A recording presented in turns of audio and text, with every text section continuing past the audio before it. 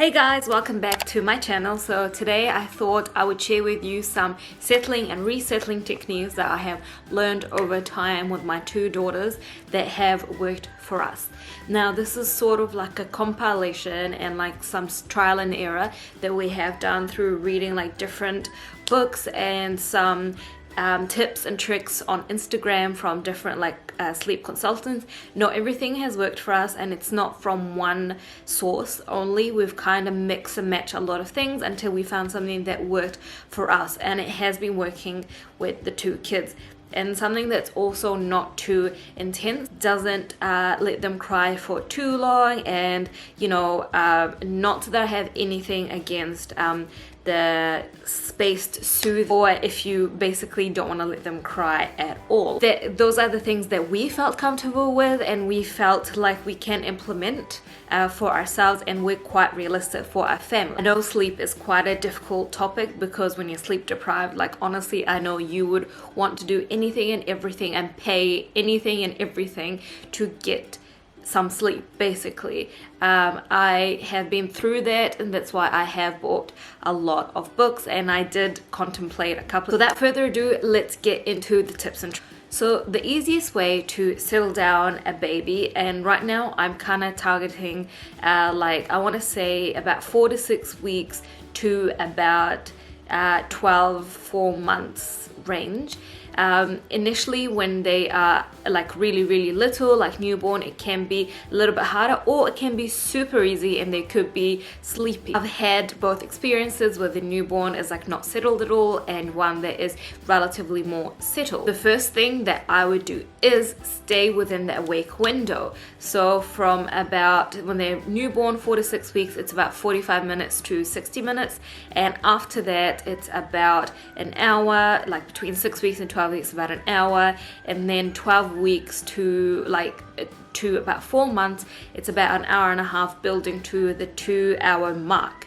So currently Elena is 12 weeks, and we do about an hour 15 to an hour and a half awake time. I kind of feed off her cues just to see if you feel like they're getting a little bit wriggly and unsettled, then that's when you want to start the routine. So to start off with, when they get wriggly, first of all you get inside and you change the nappy. So changing the nappy, first thing, it provides two things. So basically it's a cue for them that it's part of that routine that they're about to go to sleep. And the second thing is you are ensured that their nappy is clean and dry. It's not wet, it's not dirty, so they're not uncomfortable from it. After you change their nappy, what I would do is this is optional, top up feed. So if you're bottle feeding, I would try to give them what's left from their feed that you would have given them as soon as they've woken up.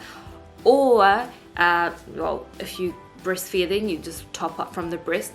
Basically, if they want to feed, you let them feed. If not, then I don't. And if they are like wriggly and squirmy, then I just don't. Next thing is I would turn on the white noise machine, and we have the vtech like monkey one. I will link it down below. Turn that on. It just like completely blocks that noise. If you have other kids, if they're playing, if they're screaming, anything like that, if there's TV on, especially during the day, then it will make it die out. Basically, the baby shouldn't hear it. The most important thing after that is to swaddle. I know a lot of people don't swaddle. We use the ergopouch cocoon. I would also link it down below, and what I would do is I'll put her in it and give her the dummy. So basically we do use the dummy for the initial stages up until 4 to 6 months. I'm not quite sure whether we will continue using it this time round or not, but the first time round we ditched it, not by choice. Actually, Emily just did not like it. She was using it as like a teether. She was chewing on it. So honestly, we did not go through long with the dummy phase. Elena seems to like the dummy a little bit more than Emily, so we might need to keep it around for longer. We will kind of see just how it goes. I would put in the dummy after putting her in the pouch, and I would just sit with her on the bed and just pet her while holding her for about 10 minutes. She usually gets sleepy at that time, and then I will put her after the 10 minutes into her bassinet. Now after that, if she starts crying, then I would leave her for a couple of minutes just to see if she settles down. They say if you leave a baby like 3 minutes, then they will start to learn to self-settle. I learned that, I don't remember from who, but it seems to work because it just gives them a little bit of time. And honestly, 3 minutes is not that long. It sounds like if you time it, it might feel long, but honestly, by the time you hear them cry, and then if you're doing something and then you stop and then you go to the room, it's honestly like that's how long it takes. So just like that lag, so just like lag a little bit, like not to jump straight to them. And it has happened to me quite a few times where I'm like, oh, I'm just going straight to it, and by the time I'm at the door, I haven't even entered the room, she's completely silent. And honestly, and I don't count that as cried out or anything like that, or I guess you could say space soothing, but it's honestly not that long, and it could be a matter of you getting into the way of them settling. If she wakes up again, I would leave her to settle for a little bit, and if she's not settled, then that's when I would go in and I would reinsert the dummy and I would pat and shush for a little bit until she seems calm, and then I would leave again. Now during the day, I wouldn't let the baby sleep for longer than 2 hours per nap. Maybe the lunchtime nap, I would go for 2.5 to 3 hours, because that's the nap you really want to consolidate, because once they are in the routine and they're in 3 and then 2 and then 1 nap, this nap is what's going to stay for at least 2.5 to 3 years. That's when they drop the midday nap. You really want to consolidate that nap so they're really used to it. The morning nap, if you have other kids, you want to get them kind of used to having it like in the car or in the pram, you know, when you're doing like school or kindy drop off. And in the afternoon as well, that one you might need to do a bit more of an assisted nap, because they don't have a lot of sleep debt to actually want to go to sleep at the time. If you're putting them to sleep and this is during the day, and if they're super unsettled and they just haven't managed to go to sleep, then I would get them up after an hour of trying to settle. In 0 and 6 weeks, I would feed every 2 hours. That's like the minimum amount you want to leave.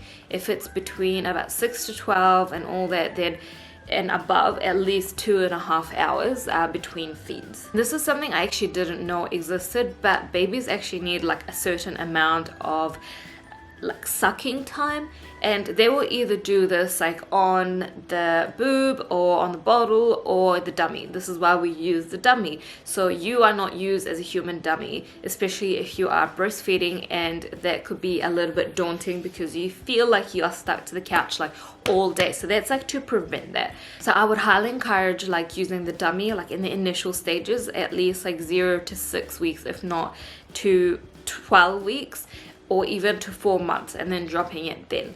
I think it becomes a problem around the 3-month mark to 4 months. That's when the dummy becomes like inconvenient and really annoying, and that's when people like pull the plug and they are like, we're going dummy free. And that's when it's suggested you just cold turkey it if you decide to go dummy free at the 4 to 6 month mark. You literally chuck it in the bin. I don't chuck it in the bin literally, I just put it away in case we really need it. I can't really commit that much. At nighttime, I would do like a dream feed. It's meant to be about 10:30 that you do the dream feed. We've been doing it at 9 o'clock because I just get really tired and I can't stay past that time, and if I do, I'm just exhausted the next day. So I dream feed her at 9.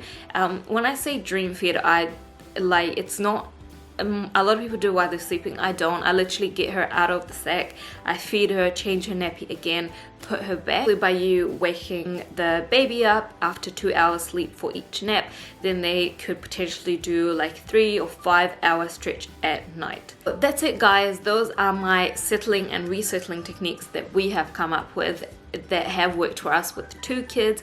If you like those kinds of videos, please give it a thumbs up, give it a like, so it really supports my channel, and please subscribe because I upload new videos every single week, and I'll see you next time. Bye.